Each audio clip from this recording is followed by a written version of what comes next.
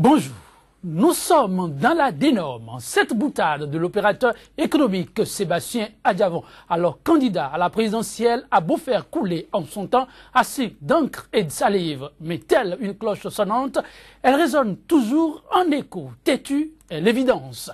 Dans les faits, au quotidien, les règles et principes établis, on a tout fait de les passer outre. Arrangements et négociations seraient les maîtres mots mettant à mal performance et rentabilité. La pratique devenue légion au niveau de l'administration publique en serait à étendre ses tentacules à grands pas au niveau des différentes composantes de la société. Une véritable gangrène qui s'emparerait de tout et qui, à en croire bien des analystes, se révèle un handicap, un frein, parmi tant d'autres, au développement inclusif tant souhaité. 100% Bénin. Le numéro du jour, bien loin des considérations politiques, vous amène sur un terrain bien souvent relégué au second rang, mais tout de même d'intérêt pour mener à bien bon nombre de projets. L'éthique, son observance stricto sensu. Des invités pour le plateau du jour pour en débattre. Mais avant, le traditionnel point de l'actualité vu par les journaux dans leur parution du jour, la revue des titres. Dois-je encore l'introduire? Notre compagnon de tous les jours, déjà installé, il a non, vous le savez, Kodovi Ametonou. Kodovi Ametonou, bonjour. Bonjour Joël Yetoji, bonjour également à nos amis téléspectateurs. L'actualité très diversifiée mais bien riche ce matin. Oui, bien riche mais en nombre très restreint par rapport à la quantité de quotidiens que nous avons sous la main ce matin.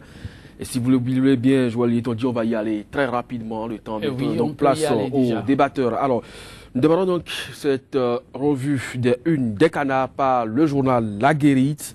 Animation de la vie politique. À quand la fin du mythisme de l'Alliance Foscori pour un Bénin émergent s'interroge donc le journal Activisme politique et citoyenneté. Le patriotisme se mérite, dit Vincent, et où les plus grèves sur le campus d'Abomey-Calavi. C'est toujours le statu quo à la flash. La nouvelle tribune.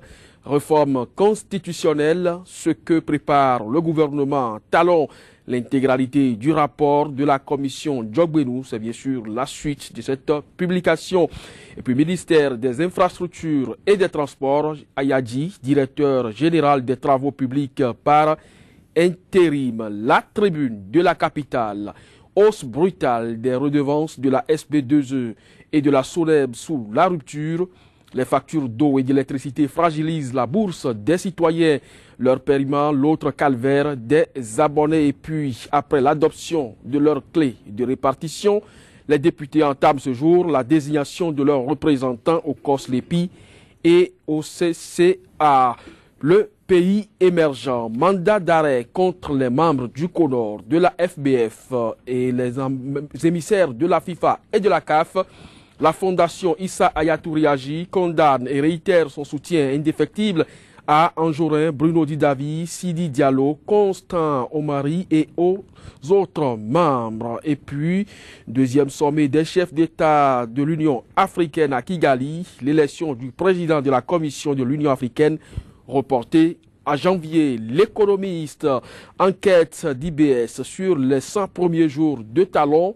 Insécurité et cherté de la vie, priorité du peuple. Et puis filière d'acajou, stagnation de la production béninoise. Joël Yetoji, compte performance donc au niveau de ce secteur de l'économie.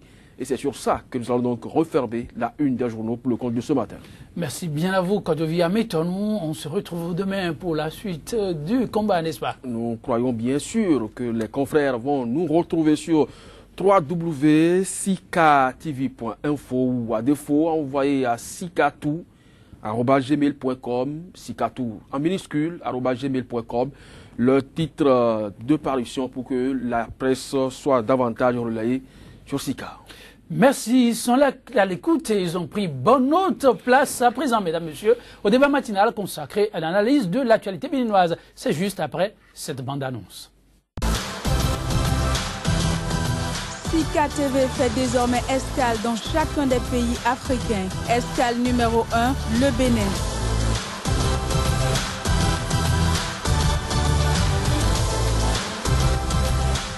Retrouvez désormais sur Sika TV votre émission 100% Bénin consacrée exclusivement à l'analyse de l'actualité au Bénin. Pendant 45 minutes, la parole sera donnée aux spécialistes de l'information et autres analystes pour décrypter l'actualité socio-économique et politique.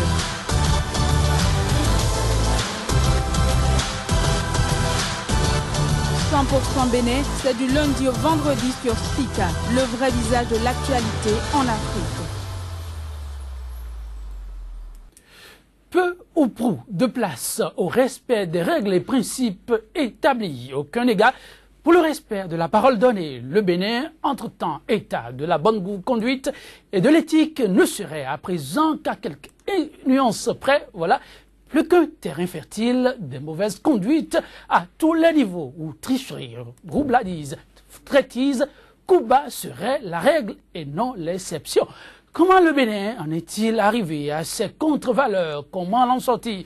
Appel incessant au retour à la culture de l'éthique, une passerelle de choix pour asseoir et réussir les initiatives de développement, de grosses interrogations qui, entre autres, seront au cœur du débat du jour. Deux invités pour opiner sur ces questions, et bien d'autres encore en notre compagnie. Dr Syriac Achodekon, professeur d'université, enseignant-chercheur. Il est maître de conférences en sociologie de l'éducation. Syriac Achodekon, bonjour. Bonjour, bonjour. Et merci de répondre à notre invitation. Je vous en prie. En face de lui, il est l'un des professeurs, et un professeur qui peut en cacher un autre, donc un des cadres émérites de la diaspora béninoise, professeur Désiré Baloubi, chef du département lettres et langues étrangères à Shore University en Californie, au nord des États-Unis. Désiré Baloubi, bonjour. Bonjour. Merci de nous consacrer un peu de votre temps de repos. Je vous en prie. Ça se passe bien? Tout à fait. Tout à fait. De la société béninoise, on dit qu'elle est malade, non de ces tests, mais de ces hommes chargés de les appliquer. Tant ils savent ce qu'il y a de faire, mais se gardent d'y veiller. Syriac Achodekon, la société béninoise se porte-t-elle si mal pour qu'on dise que c'est plutôt les hommes qui posent problème et non les tests? Bien, merci Joël pour m'avoir invité sur ce plateau. Je crois que la société béninoise ne se porte pas si mal. Et ce sont plutôt les hommes qui ne font pas ce qu'ils doivent faire et qui ne respectent pas ce qu'ils doivent respecter. Voilà, je me retourne vers Désiré Baloubi. Et ça fait déjà une vingtaine d'années que, franchement, vous n'êtes pas présent, vous revenez. Et quand vous venez, comment vous retrouvez le pays que vous connaissez quelques années un peu plus tôt, tel vous l'avez connu? Merci Joël de m'avoir invité. Je crois que de l'extérieur, ce que nous voyons, c'est tout à fait différent par rapport à ce que nous vivons lorsque nous arrivons sur le terrain. De l'extérieur, c'est vraiment l'engouement, on est pressé de rentrer au pays. Mais lorsqu'on y arrive, on est complètement déçu. Complètement, vous dites? Complètement déçu. En tout cas, c'est mon expérience. Complètement déçu. Ça, c'est mon expérience personnelle.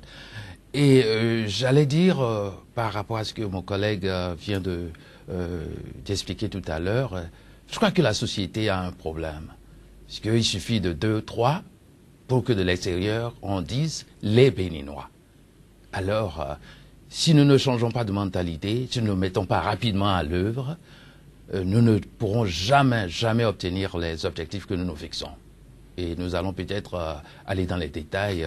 Oui, non, je poursuis justement avec vous pour entamer déjà ces détails complètement déçus. De quel point de vue ça?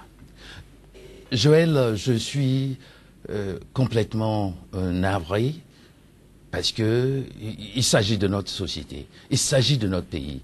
Les intérêts nationaux sont en jeu tous les jours. Parce qu'aux Nations Unies, ce n'est pas simplement le président Talon ou le ministre des Affaires étrangères que l'on voit, on voit tout un peuple. Alors, c'est difficile de cacher la réalité. Lorsque ça ne va pas, vous tremblez. Nous qui sommes de la communication et qui arrivons, n'est-ce pas, à décrypter la position des gens devant les caméras, nous savons que ça ne va pas.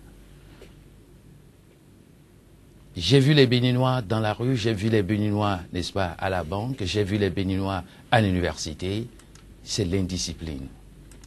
Et cette indiscipline, on peut peut-être l'expliquer, mais pas la justifier. Les gens sont fâchés, les gens sont pressés, ils veulent les résultats tout de suite. Et ce qu'ils ne comprennent pas, c'est qu'il s'agit d'une éducation permanente du citoyen. Et cette éducation fait défaut. On attend tout du gouvernement. Un gouvernement, même si on lui donne 3 mandats renouvelables, ne pourra jamais faire notre bonheur à notre place. Il s'agit de chaque individu, chaque maison, chaque quartier, chaque commune et de tout le pays pour redresser tout ce qui ne va pas. Le président Talon, il a avancé son idéologie, sa vision, mais encore faudrait-il comprendre cette vision. Il peut s'entourer de tous les talents possibles. Si ces talents ne perçoivent pas le bien fondé, ne comprennent pas d'où l'on est venu et où l'on va, si la vision n'est pas claire dans la tête de tout chacun, eh bien, on va recommencer, on va reprendre la même chose.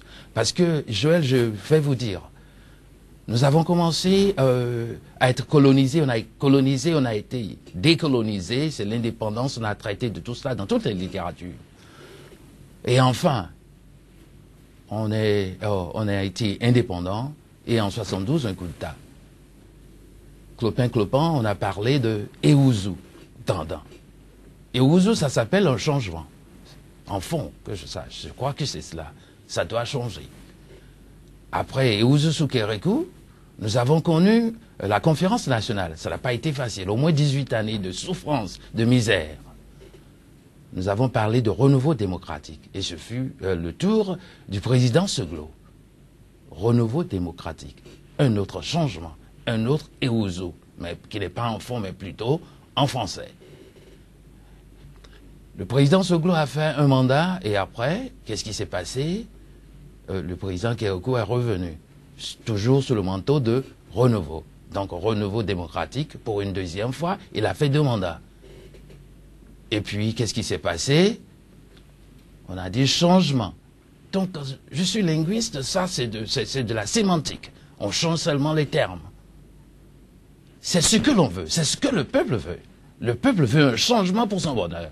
Le peuple veut un changement pour que le Bénin devienne prospère, pour que le Bénin regagne son label d'antan. Vous avez l'impression que dans les faits, il y a dichotomie. Il y a un cercle vicieux que nous allons rompre. Et je crois que cette fois-ci, il faut bien rompre ce cycle.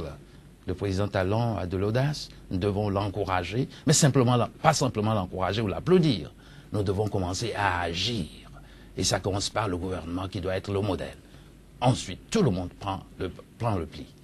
Mais une éducation civique, même si on a des talents, même si on est zélé, et qu'il n'y a pas de patriotisme, ne serait-ce qu'un grain de patriotisme dans son corps, dans sa chair, je crois que nous allons encore retourner. Et qui n'avance pas, recule. Oui, s'il y a qu'à Rodécon, il n'y a de richesse que d'hommes, dit-on. Et le chef de l'État, l'actuel, travaille pour. Mais est-ce vrai que le problème fondamental, c'est de pouvoir avoir l'homme vertueux? L'homme vertueux, c'est vrai. Et mon collègue vient de dire tout à l'heure que la société béninoise est malade. Mais tantôt, moi, j'ai dit, elle n'est pas si malade. Je crois que quelque part on se rejoint, puisqu'il dit c'est chaque individu qu'il faut voir échanger les mentalités. Il vient de faire l'historique des différentes visions de ce pays, enfin, des hommes d'État, donc de ce pays-là, de la révolution en passant par le renouveau démocratique, le changement et la rupture aujourd'hui. Je crois que c'est vrai, je l'ai dit, c'est les hommes qui ne font pas ce qu'ils doivent faire. Et c'est ça. C'est ça, c'est ce qu'il appelle, donc, ce changement de mentalité dont il a parlé. Et il y a Charles Péguy qui disait une société qui ne s'enseigne pas et qui n'enseigne pas ne s'aime pas. Et cela s'apprend par l'école, par la famille et par la société tout entière. Donc je crois qu'il y a l'éducation qui a, disons, un pas vraiment énorme à franchir donc, dans ce système.